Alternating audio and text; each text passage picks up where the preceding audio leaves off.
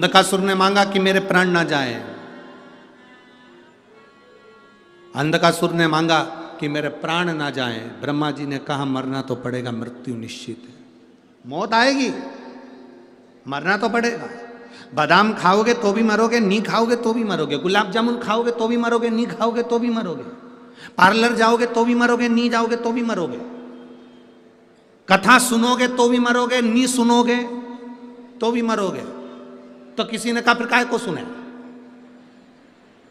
जब तुम ही तो कह रहे हो कथा सुनोगे तो भी मरोगे, नहीं सुनोगे तो भी मरोगे, फिर कथा क्यों सुने?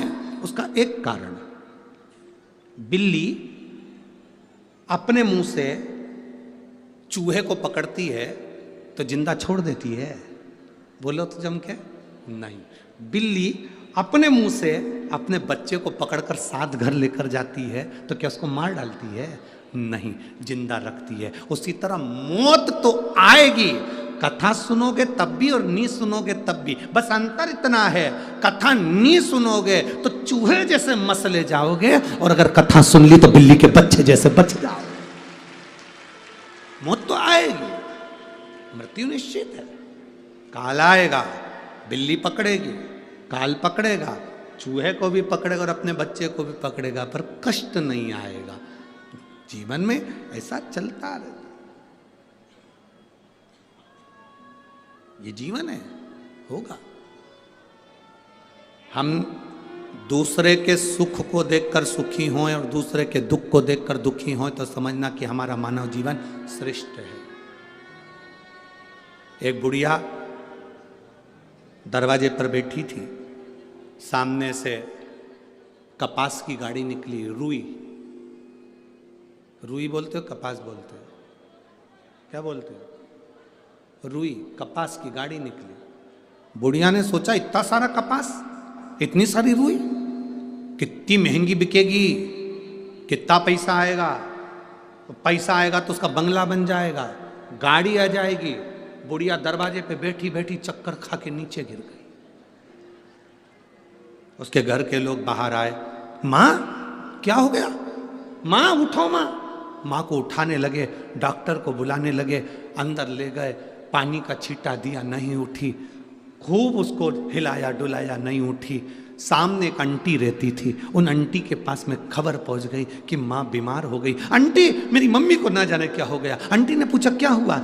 ना जाने क्या हो गया, चक्कर खा के गिर गई। आंटी ने पूछा कहाँ बैठी थी? घर के बाहर। घर के बाहर से कुछ निकला था? हाँ, कपास की गाड़ी निकली थी। अच्छा, तू जा, अभी तेरी माँ उठती है। आंटी दौड़ती दौड़ती आई और आकर बोली, जीजी उठ, जिस कपास की गाड़ी को तू देख रही थी उसमें आग लग गई। जीजी उठ के बैठ गई,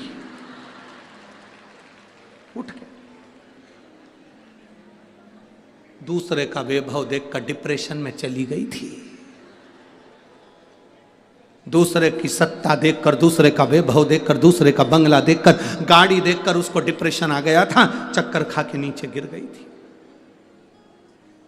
जैसे ही सुना कि उसकी गाड़ी में आग लग गई, खुश होके उठ गई, चक्कर खत्म। ऐसे कई लोग हैं दुनिया में जो किसी को सुखी नहीं देख पाते हैं, और ऐसे कई लोग हैं दुनिया में जो सबको सर्वे भवन्तु सुखी ना, सबको सुखी देगा।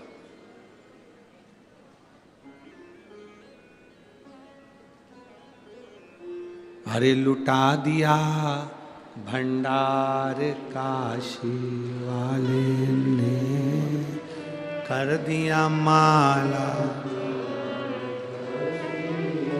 जो सबके लिए सोचते हैं, शिव महापुराण किसी एक व्यक्ति के लिए नहीं है, शिव महापुराण सबके लिए।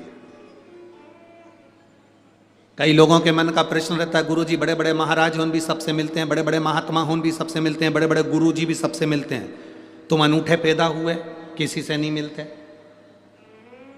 हम उनसे पूछते हैं मिलकर करेंगे क्या? जो कुछ बोलना है व्यासपीठ से बोलेंगे।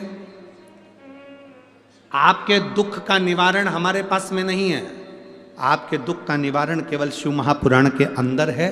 और शिव महापुराण की कथा जब व्यासपीठ से होती है, वो एक का निवारण नहीं करती, जितने सुनते हैं सबका निवारण करती है और सबकी झोली भरती है। मिलकर करोगे क्या? क्या मिलना?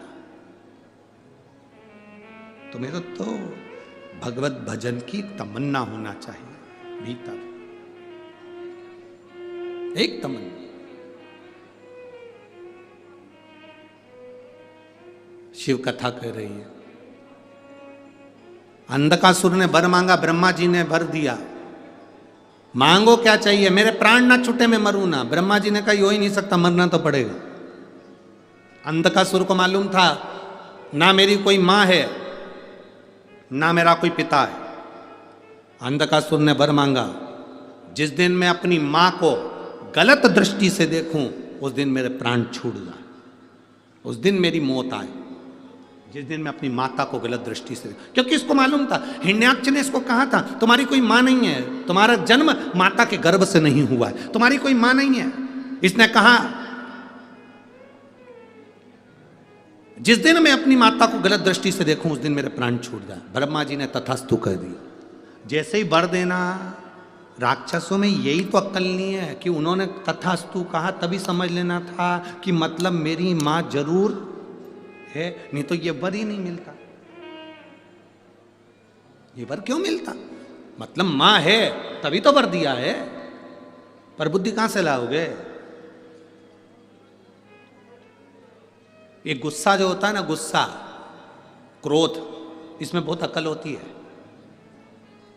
जितनी अकल किसी में नहीं होती उतनी अकल क्रोध में होती है।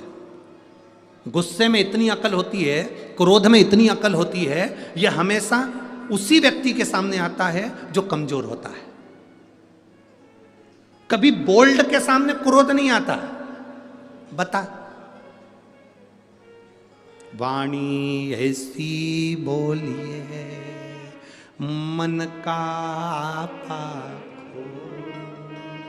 पर आज के जमाने में वाणी ऐसी बोलिए जो जम के झगड़ा होए, पर उससे मत बोलिए जो तुमसे तगड़ा होए।